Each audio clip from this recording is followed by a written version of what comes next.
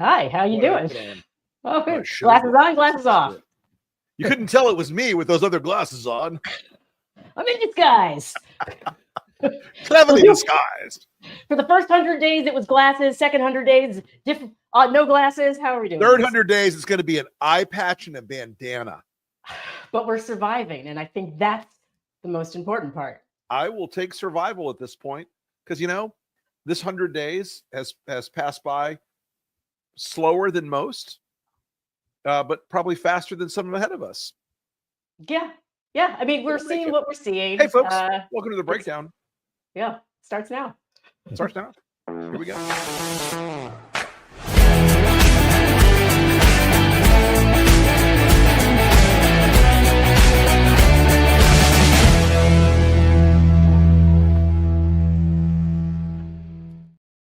So much to talk about this week. You know, it's been a busy minute. I was not with you last week, of course, because I was out speechifying.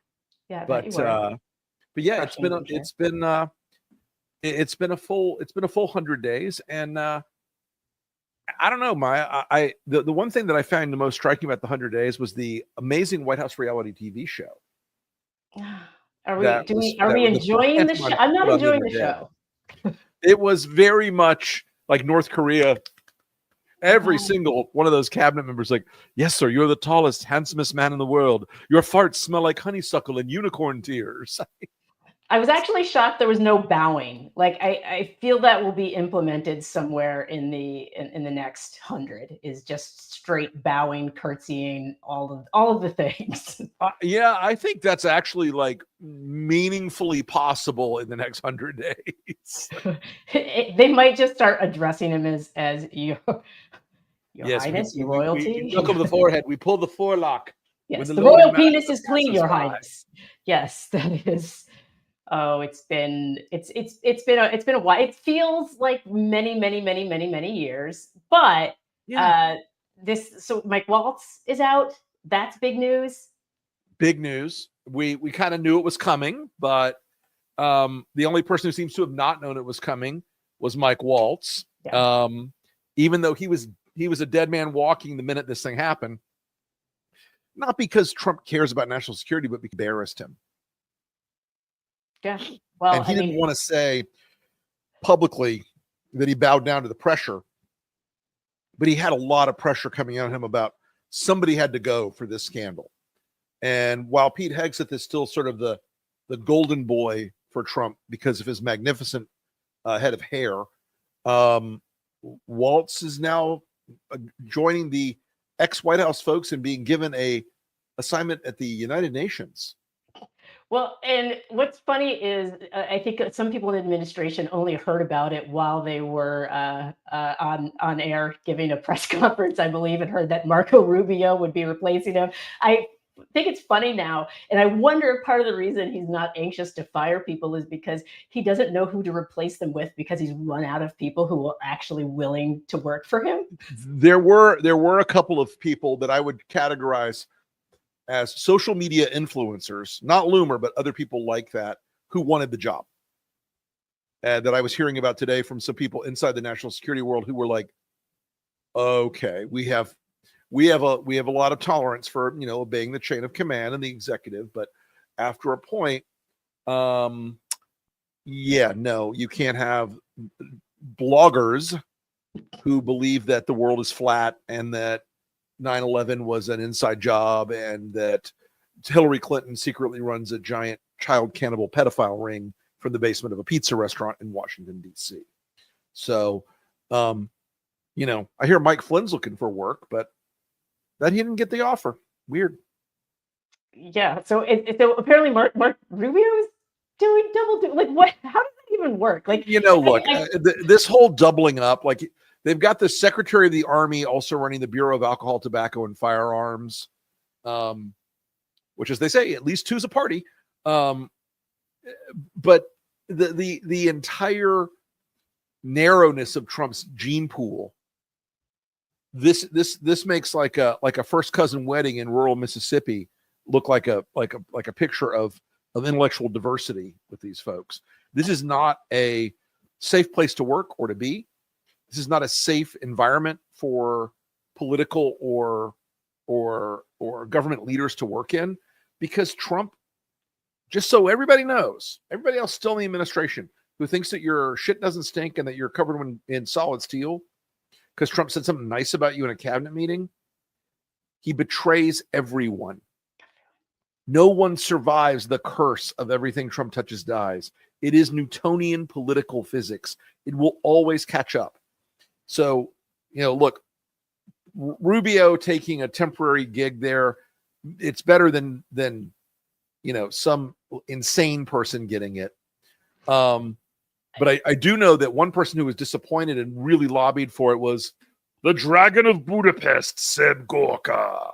Oh, God. He really wanted it, apparently, and that did not happen. Yeah. This everything touches dies Trump. Everything Trump touches dies feels like it's finally coming for Trump himself, which is interesting. So it is getting there, isn't it? It's starting to have that vibe of even he can't escape himself. Yeah. He's wildly unpopular, and I think people didn't.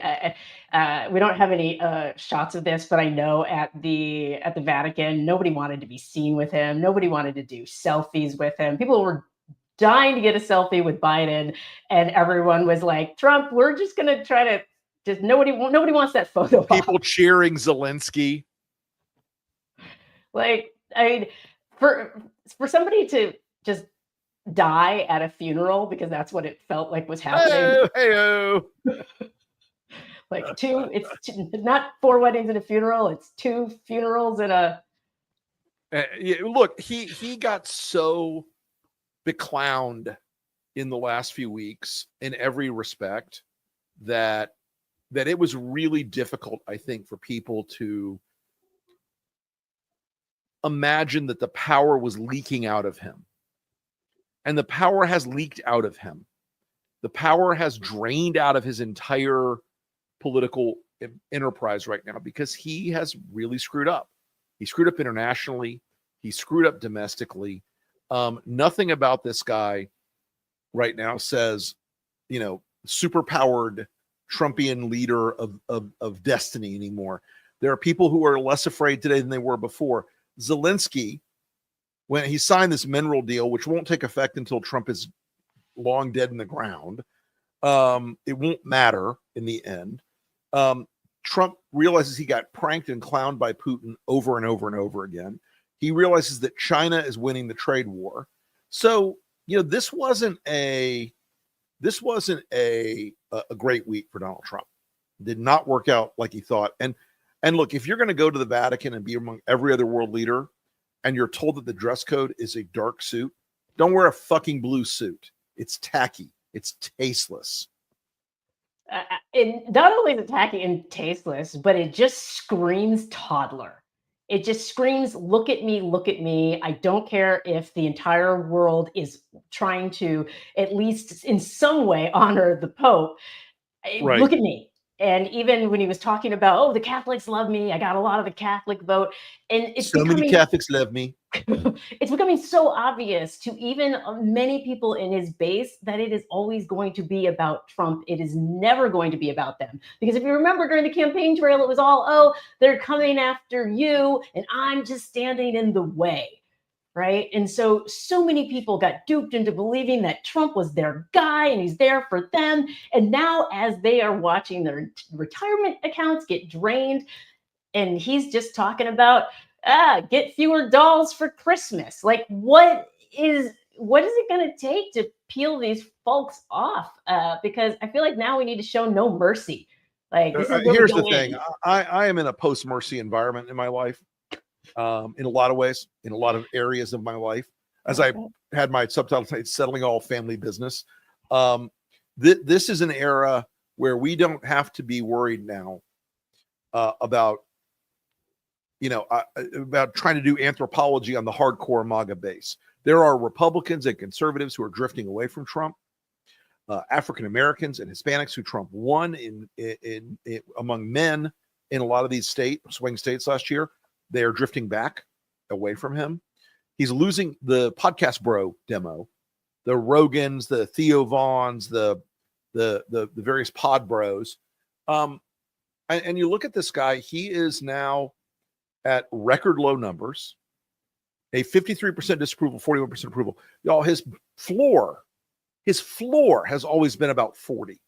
Like, that was a hard barrier, even during COVID. He went below it a couple of times, but it was like a boundary layer. And now we are seeing that this now is maybe the top end of where he is. And this is after he may be at his having his best days, because in a few days, store shelves are going to start emptying out. Last week, when I was out in California to do a speech and some meetings in LA, I drove past the Port of Los Angeles, checked it out. It was a ghost town. It was a ghost town. Yeah. Ships are not coming in. Trucks are not going out. Shit's not showing up in your Walmart and your Target and your Hobby Lobby and God knows whatever else. And people are about to notice.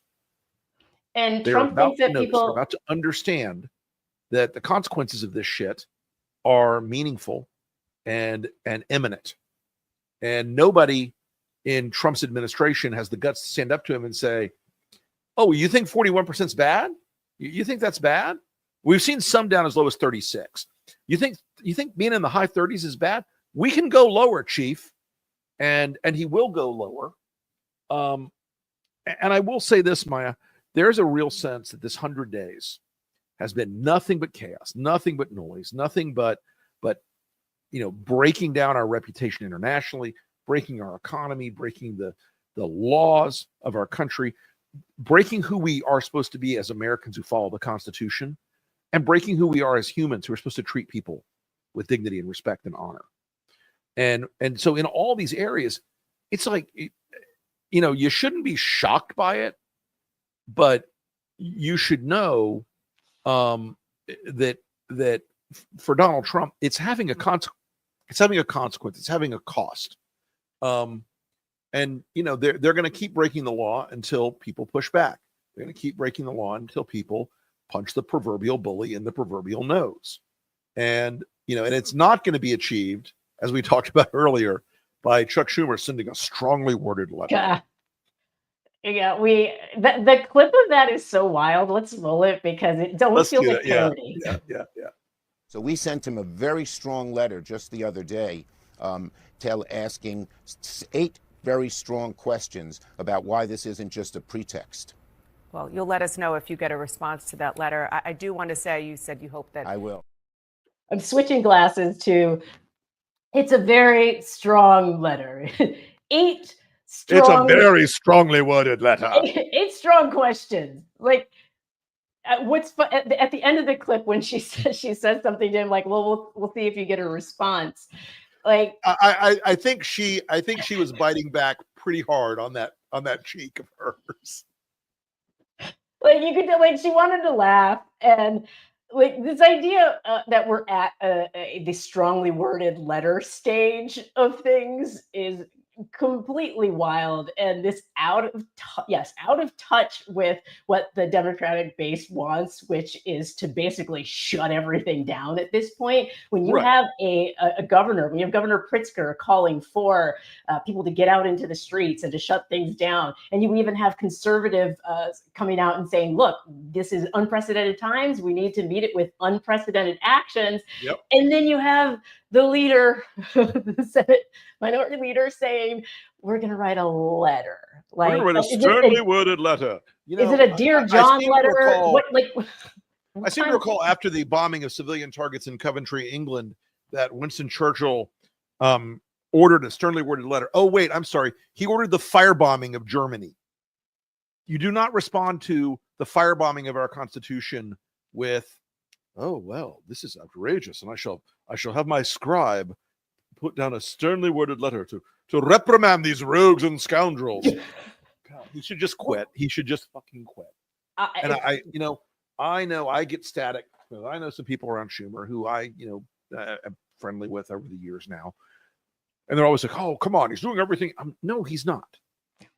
Yeah. No, he's not. And there's a reason why guys like Pete Buttigieg and Pritzker. I need a spritzer.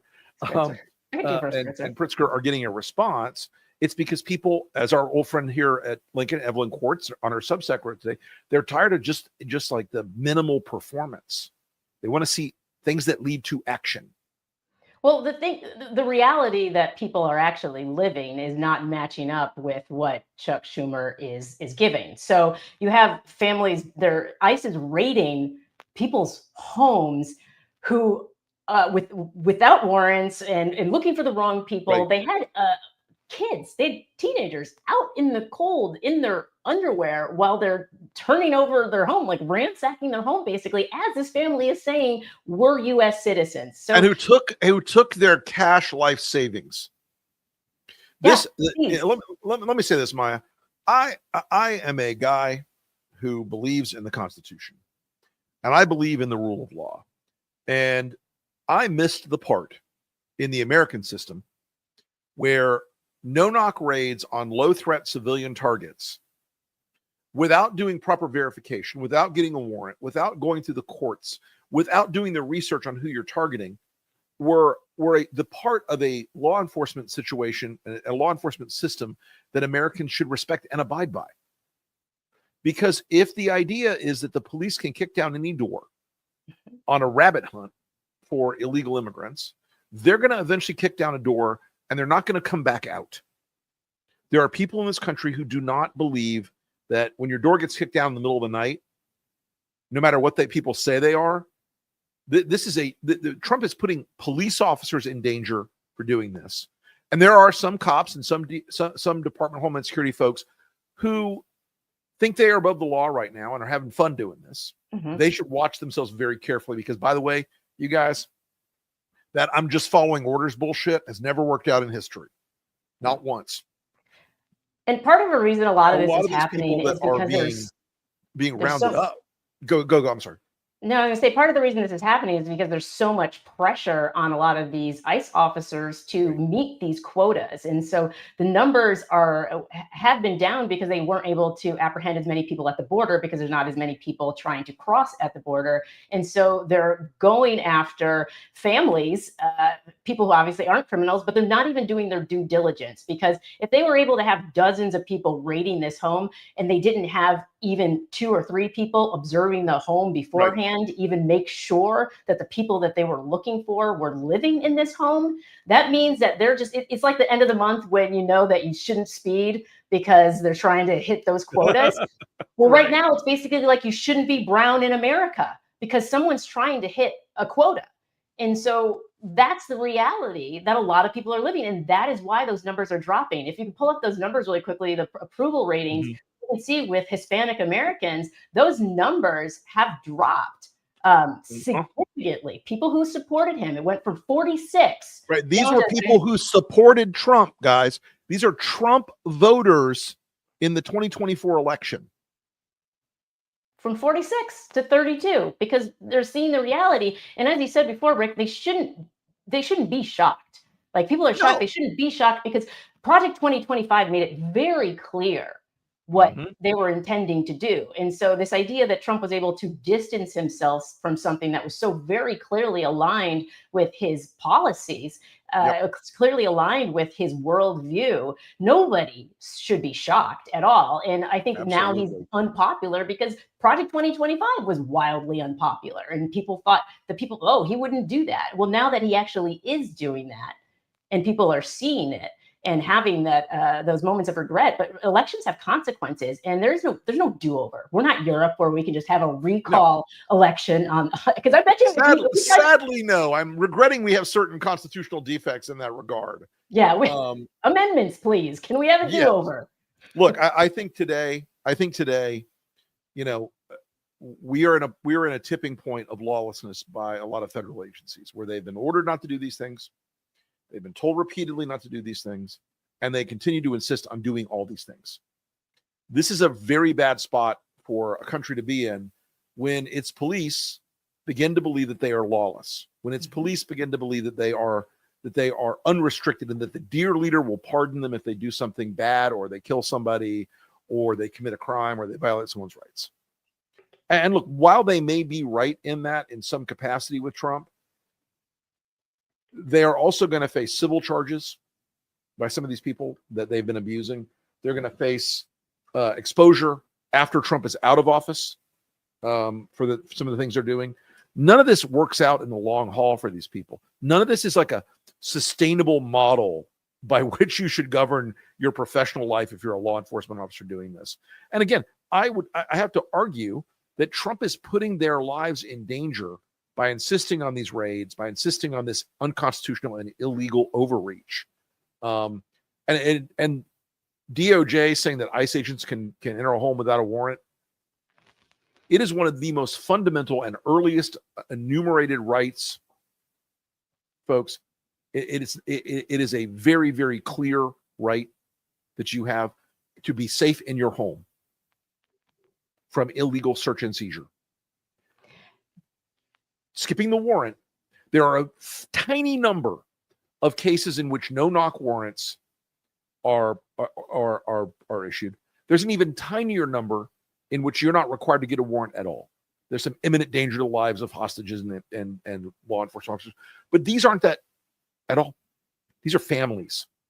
These are the wrong families. These are American citizens having their doors kicked down. And I find it particularly disturbing how cavalier this White House is about this, but it's part of the brand. Well, and how cavalier they are about due process, because now they're speaking about it as, well, there are so many of them here that it doesn't make sense. If we try to do due process, then it would take too much time. It's inefficient. And so what's super concerning about this is obviously they're trying to fund even more of this fascism right now. Correct. So right now, with the budget that they have, how many wrong homes are they hitting? So now they're asking for more money, which means if you extrapolate that could be potentially more homes that they're going into. Yeah. That's just the family that just happened to move in. The error rate in these things is not anywhere close to zero. Let's say it's 5%. That adds up quickly. That adds up to hundreds of American citizens getting their doors kicked down. Yeah.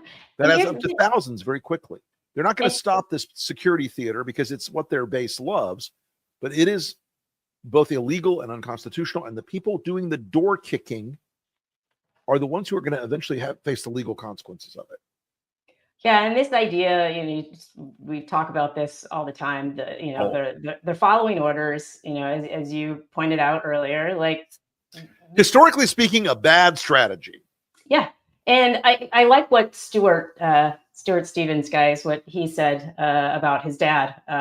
You can follow. I think it was on Twitter or on Blue Sky, but he talked about how his father was ordered to round up Japanese folks, and I think did one day of work before he decided that this was not for him. And so anybody who is in a position right now to not comply or obey with these orders, we have to be the ones who stop this, because the Trump administration, as many times as they say that they're going to obey court orders, of which there are many now, because now even the Alien Invasion Act is now no more deporting people, at least I believe in the Southern District of Texas, I think it is, where that case was brought. Right. Can't, because there is no invasion. There is no invasion. There's no war. By the way, yeah, if you were looking for an invasion, or you're looking for a war, the last invasion of a terrorist group we had in America was on January 6th. But none of those people are getting deported, much to my chagrin.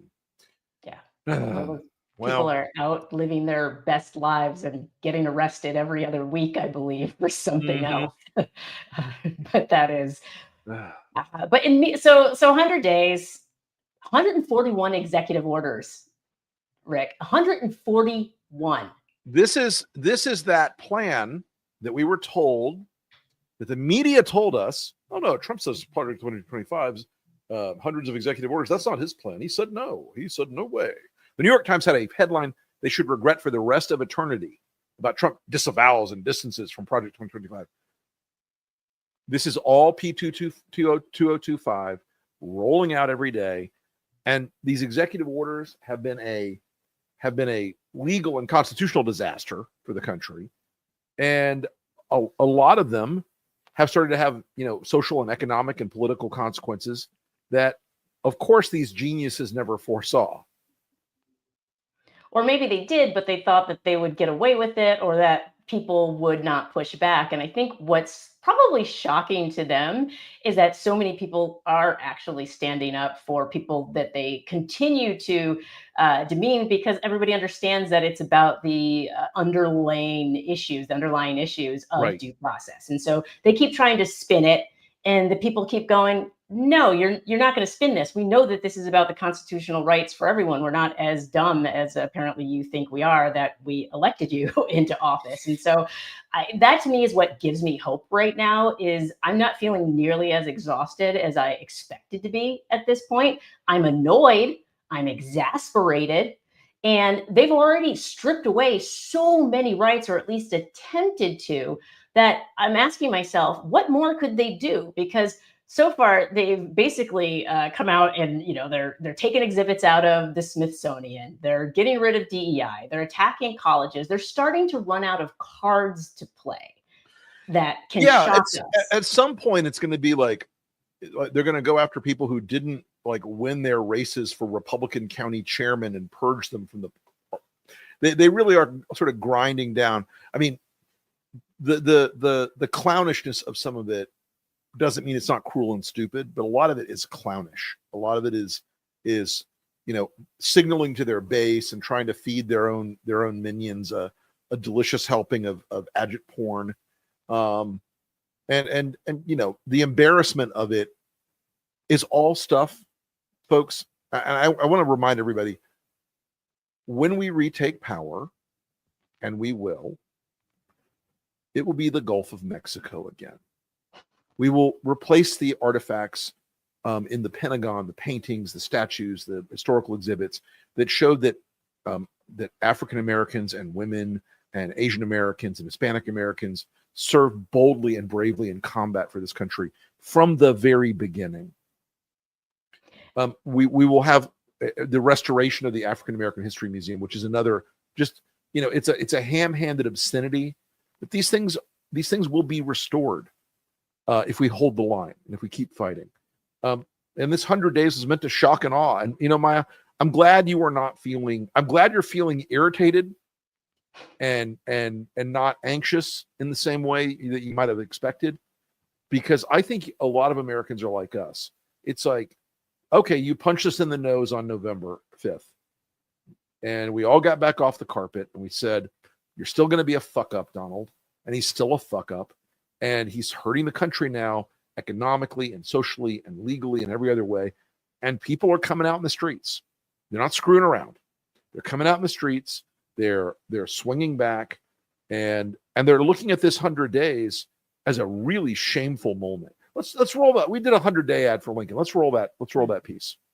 Ask yourself, are you better off than you were 100 days ago? Trump came back, not to lead, but to punish. He purged loyal Americans from government, fired heroic generals, demanded loyalty over competence, turned the Justice Department into his revenge machine, let this guy steal your private data and wreck Social Security. Our allies betrayed. Ukraine sold out to Putin, turning our government into a police state, kidnapping American citizens, sending innocent people to foreign hellholes, snatching students off the street for tweeting. Then came the tariffs, markets crashing, retirements wiped out, America isolated, weak, China winning the trade game. He pardoned terrorists and criminals. This isn't a second term. It's Trump's second chance to end America, and it's working. So no, you're not better off. You're not safer. Nothing is cheaper. The economy is worse. Our country is in danger. Just imagine what the next 100 days will bring.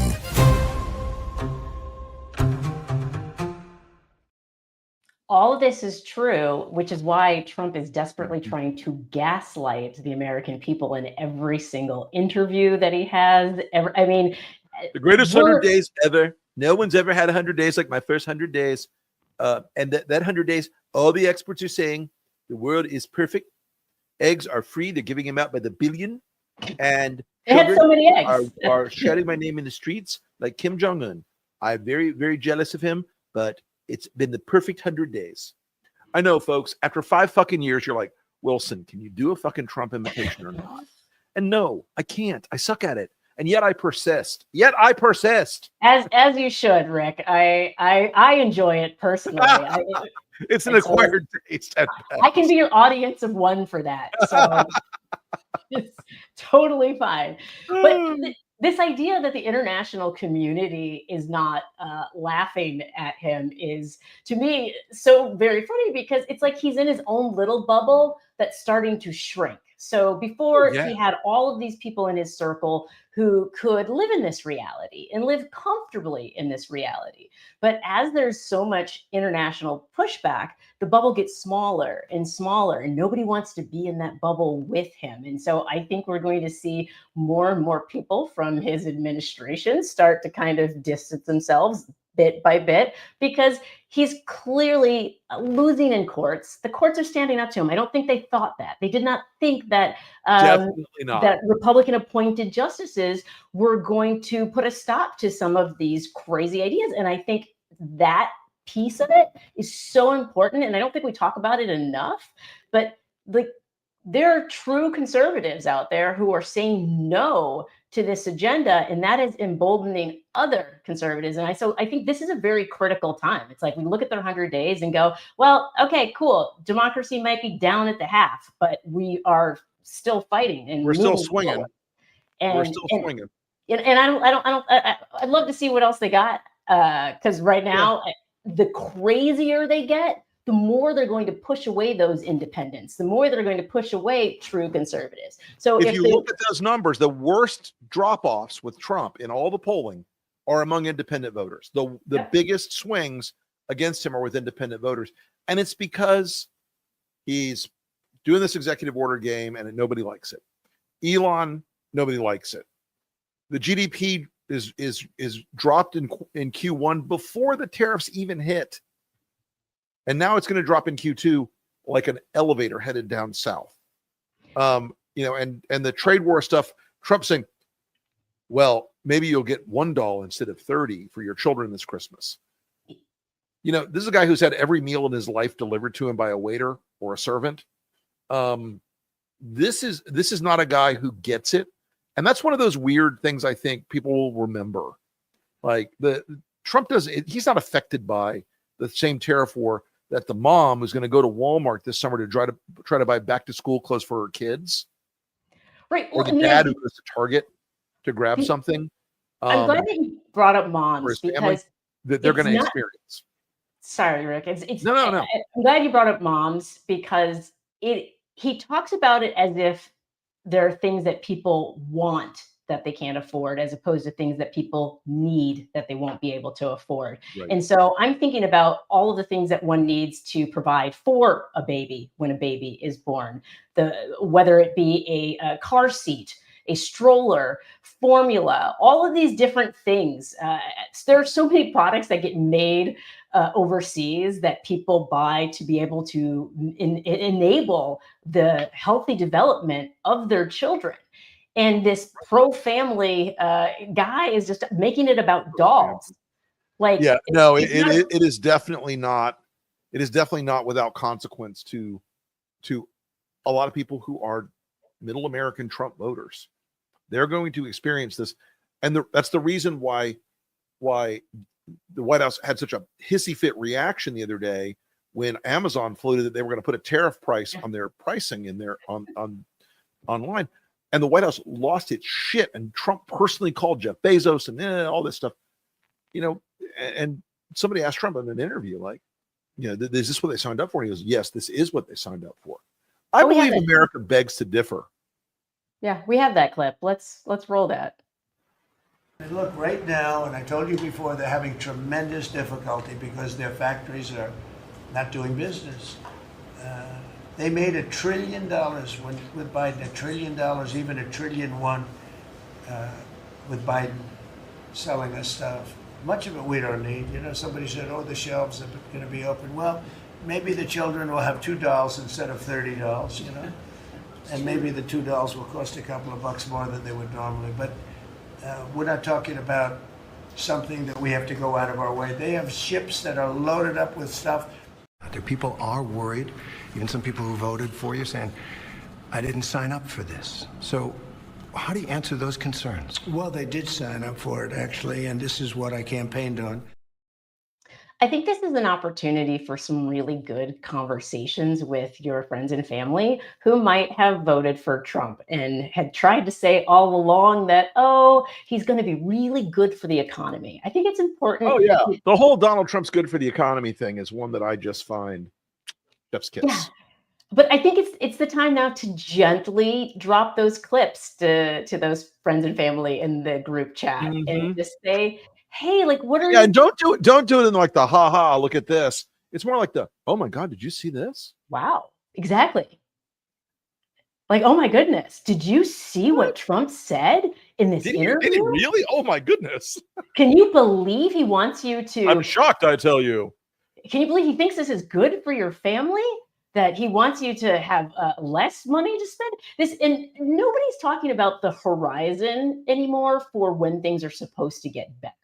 Isn't that interesting? That's a really good observation, Maya.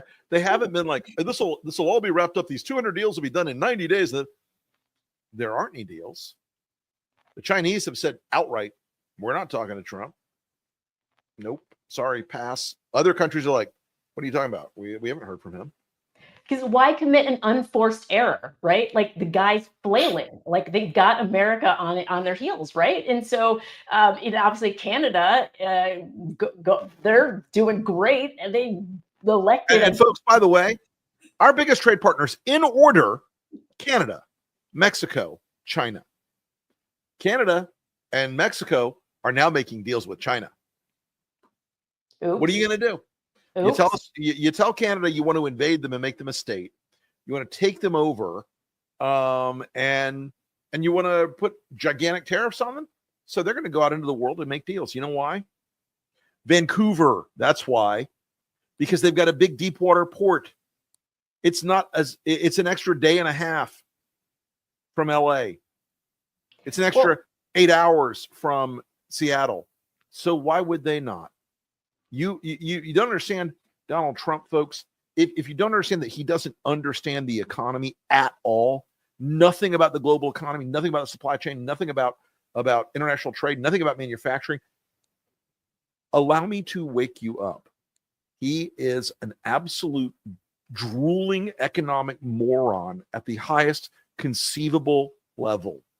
And the reason a lot of MAGAs aren't getting any news about that is because the White House has now stacked the deck in the press room, as we talked about earlier, with a bunch of the truly dumbest, most tenditious, most Trump-centric, weirdo, dipshit conspiracy theory.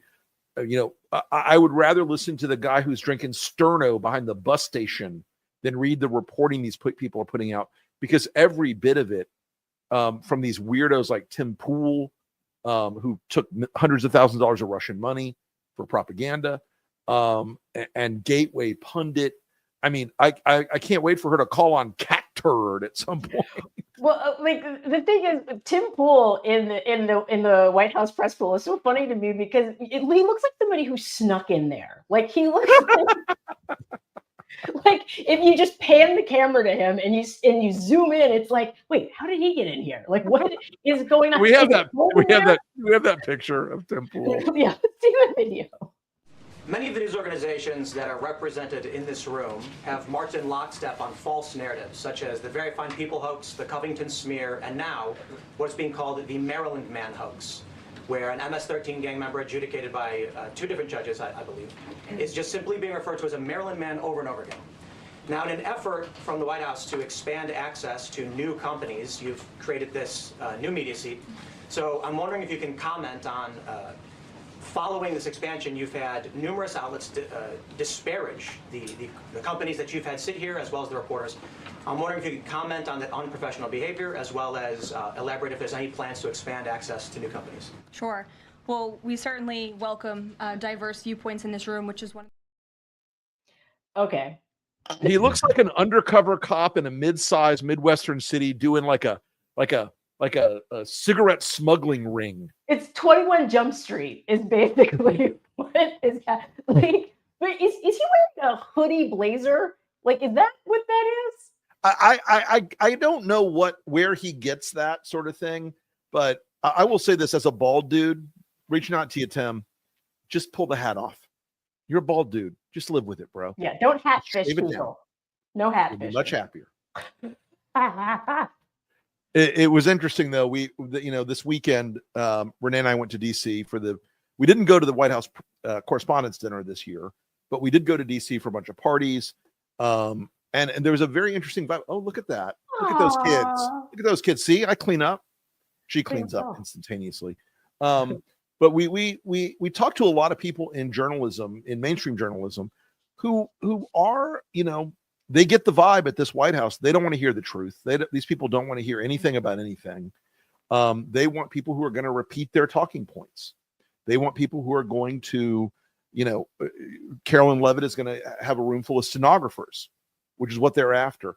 And, look, a testy, fired up White House press corps actually is a good thing for every White House.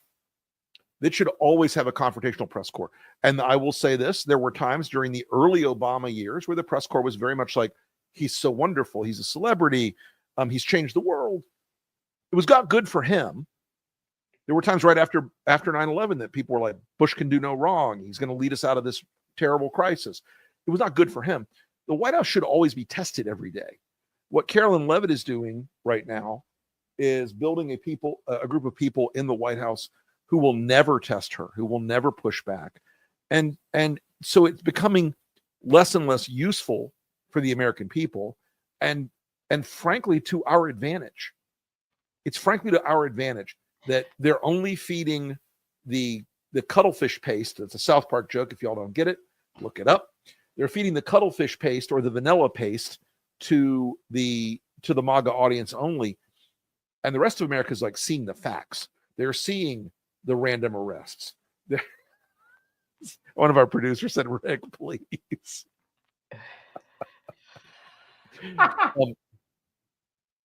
Well, it's called Human Centipede is the episode of South Park you're looking for. But these people are not getting,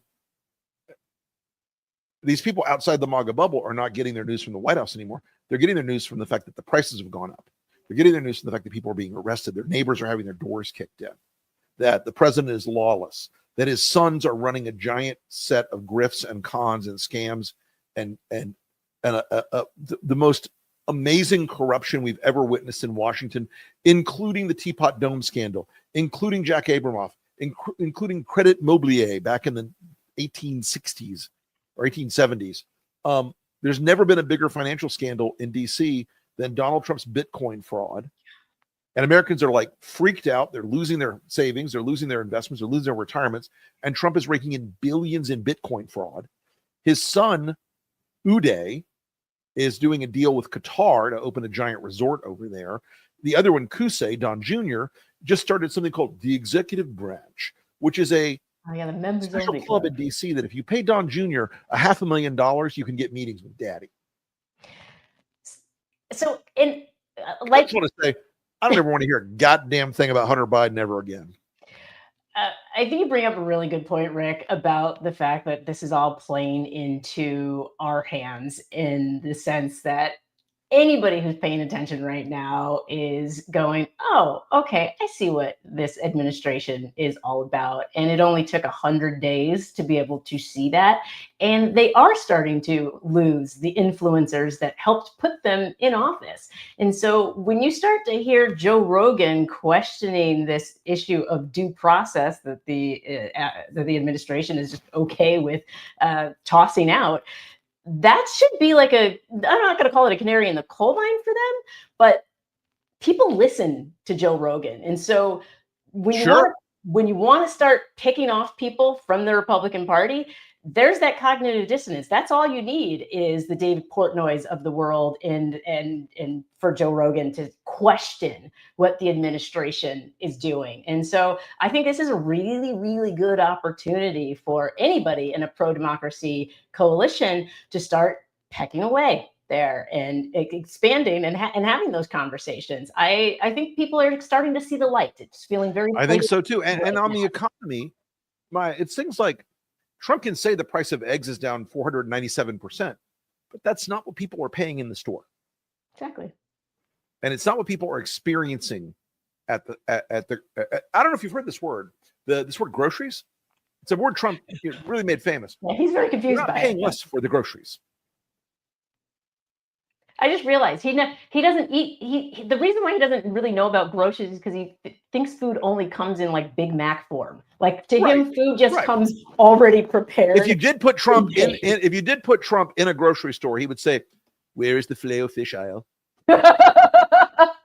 I need it with extra mayonnaise." That is his ideal grocery store if he were. I think he did go to a grocery store once. Didn't he throw $100 at somebody? Yeah, he did. He gave a tip to somebody. He was like, "Here's $100. Hope that takes the edge off."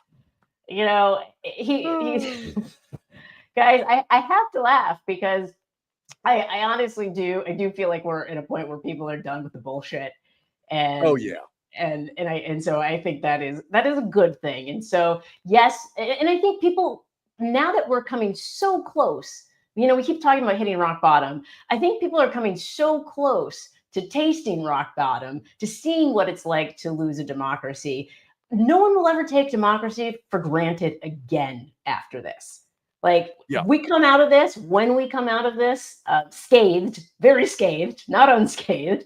Not unscathed. We're going to have some scar tissue after this. Yeah, some scar tissue, if you wish you saw. And I think we might see some better voter turnout. I think we're going to see people going, hey, maybe civic engagement is the cool thing now. Maybe it's what the kids are doing and the adults are doing and everybody needs to be doing. You know, I think that, you know, we cannot just look, if Trump died of a heart attack tomorrow or anything else happened, and I'm not going to comment that 26 Roman emperors were killed in a 50-year period. That would be wrong, and get me banned from Twitter again. But I just read that in a great book called Something Awful Happened on the Way to the Forum. It's a history of murder in Rome. But if something happened to Trump, if he got hit by a bus, a meteorite smashed through the White House, it does not solve every one of these problems. We have to be out there and civically engaged. We have to vote and vote again and vote bigger. We have to get back the people that we lost. We can't take a single vote for granted. Somebody asked me that question today, and I was like, they're like, give me one little line, one thing that you think Harris really did wrong. I was like, the campaign took voters for granted. They assumed people would stay with them because they'd been with them in the past. And that is not the world today. We've got to get people back that should be against this sort of stuff. We've got to get people in who stayed home. We got to get people to understand that this isn't like you can't make a third party choice when you're in an existential crisis like this. As much as third parties are appealing in a lot of ways, the people that voted for Jill Stein in Michigan handed this election to Donald Trump. Don't even get me started. Where is Jill Stein? Literally haven't heard from this woman. Does she still exist? She shows up. She shows up like a goddamn plague of locusts every 4 years, and at some point, you know, it's gonna. At some point, the actuarial tables will catch up with Jill Stein too, but it couldn't come soon enough. Yeah, but in the meantime, it's on us. It's on the people. And I saw somebody point out in the chat, it is May Day, which is my favorite day of the year because my name is May twice. So no relation. But people are out protesting and are going to continue to protest and are going to speak with their dollars and spend on companies and invest in things that actually help move. I mean, because Tesla's down like 75%. That's the 71%. 71%. That's the power of the American people in the world right now, because everybody's eyes are on us and they're also cheering us along. I believe there's protests, anti-Trump protests all over the world today. Yep. And so I saw somebody say they can't be as optimistic as me. Yes, you can. We can all sure be. You can. You know what, guys? It's a long, hard road. Okay. It is. And as a 61-year-old man, I will of course give you guys a World War II analogy because it's one of the approved hobbies of 61-year-old men. And since I don't do some of the other approved hobbies of 61-year-old men, I don't really know the sport ball stuff that well, and I don't take annual trips to Thailand. But when American troops stormed the beach at Normandy, World War II ended on that day in an effective way. But it still took another year and a half of hard fighting and sacrifice and the loss of many, many, many, many, many, many, many thousands of lives before Germany capitulated. We're not even quite to Normandy yet in this part. We're getting closer. We're getting on toward it. But as Churchill once said, we are at the end of the beginning. He has given us this gift to put us at the end of the beginning. But it's up to all of us to keep this fight going. Also, I want to give a shout out to everybody in the chat tonight. I've been watching the chat blow by here on the app, and thank you guys for pointing out the trolls and the dipshits and the MAGA weasels and incels and weirdos. Appreciate that. We will hammer them as quick as we can from now on. Because you know what? If you own a bar and Nazis come in your bar, you throw the Nazis out. Otherwise, you become a Nazi bar. It's like Twitter. They unbanned me finally from Twitter. Who knows? And the irony of it is, I've been back a couple times to tweet. I like throw a tweet out there once a day or so. Man, it has gotten infinitely worse. So when you let the Nazis stay in the bar, you end up with a Nazi bar. We're not going to have a Nazi bar here. We're going to have something interesting and great conversations. We appreciate all of you watching tonight. It's been great. It's been a great show. All the comments have been amazing, and we're very flattered. What else we got, Maya? I think we've covered most of everything. Let me see. Elon Musk is basically on his way out because he sucks. We covered R.I.P. R.I.P. to that. More of that, please. We have people, and I want to talk about optimism really quickly because optimism is free. And so the reason why I'm optimistic, and a lot of people might know this about me, but I'm 47 years old. 47. You are not. I am. I'll be 48 in July. And so people are like, but what? You look so young, Maya. And it's because of my optimism, because I choose it. It's strategic optimism. And so we look at everything that's happening right now and the variables that are in the system. And there are a lot of variables that are positive. And to me, looking at the judicial branch, that's what I cling on to. Truly is I cling on to what's going on with the judicial branch, and I cling on to the fact that people are starting to have conversations with each other about what we're going to have to do to keep our democracy. And that's maybe something that needed to happen. So I can find something, I think it was a Jocko Willink. I follow a lot of these self-help, self-development guys. And he has, yes, I am 47, guys. I see it in the chat. But when there's this thing, good, right? Good. It's a philosophy. I think it's from the Navy SEALs, and so it's like, we don't have we don't have all of the new weapons that we need. Good. We'll have to figure out how to do better with the weapons that we already have. Right. And so I use this philosophy too. See, it works for me. I don't have to be a douchey tech bro, podcast bro to use some of their philosophies for good. Good. They coming at it, they're throwing all of this stuff at us. Good. It makes us stronger in the end, and it makes us realize how much we need each other. So here. That's all I wanted to say. Other than that, I think I'm good. All right, folks. You know what? With that, let's go out on a high note. Thanks again for watching tonight, everybody. Tune into the Lincoln Project breakdown next week as well. You can catch Maya on her phenomenal show, Punching Up, over on Lincoln Square. You can catch me on the Enemies List podcast, the Lincoln Project podcast. On every Friday, you'll get the elephant in the room from me. I'm over on Substack as well. What else? I'll be performing live. Anyway, folks, thanks for watching tonight. We appreciate y'all. We'll talk to you again soon. Bye.